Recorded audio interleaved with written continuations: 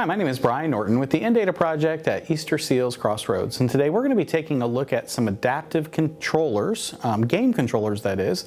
You know, adaptive gaming has become pretty popular in recent years, and for folks with disabilities, sometimes access was really difficult. There's a few places out there, ablegamers.com, lots of other manufacturers who make game controllers and are really invested in the disability community have come up with some really unique designs for different types of controllers to help folks with disabilities get access to these games more easily. And so I put a couple of these things out here. We have a lot more in our loan library, a place where you can come borrow these devices for 30 days if you live in the state of Indiana. But I just wanted to kind of cover just a few of these just to talk about them a little bit because they are unique and they're a lot of fun. And so the first two I want to kind of highlight are in the front here. These are Xbox controllers. This one over here, the white one, is the Microsoft Xbox controller, their adaptive controller. It has big buttons on it. It's got a bigger touchpad, so if you have targeting issues, to be able to hit some of those buttons.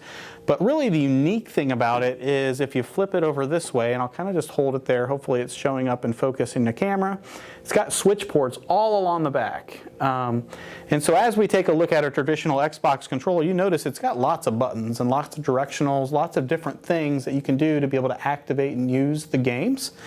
Well, every button on a traditional Xbox controller has a corresponding switch port on the back. And so for persons with disabilities who can't use a traditional controller, you can spread out an array of switches from which they can then activate those different buttons or those different controls and functions of the game.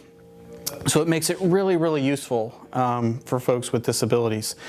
This one over here, I've got a little contraption up here in the front. This is just something that we printed, 3D printed off a Thingiverse.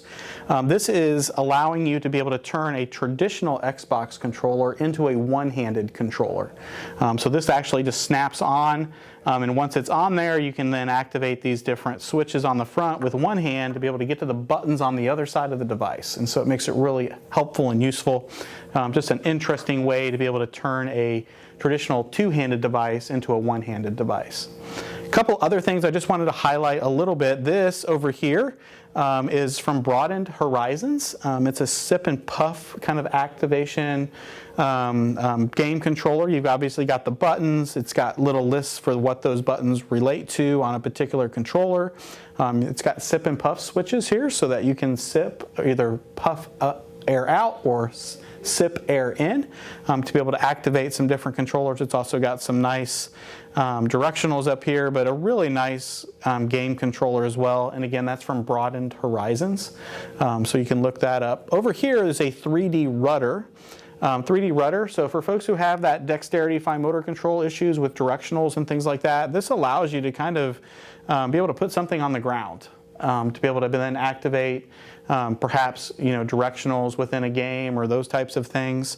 But another different type of controller to be able to provide different abled persons an ability to be able to use those games that everybody loves and has fun with these days. And so again, this is just a look at some adaptive controllers.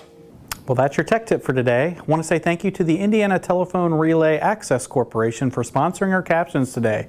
My name is Brian Norton with the Data Project at Easterseals Crossroads in Indiana.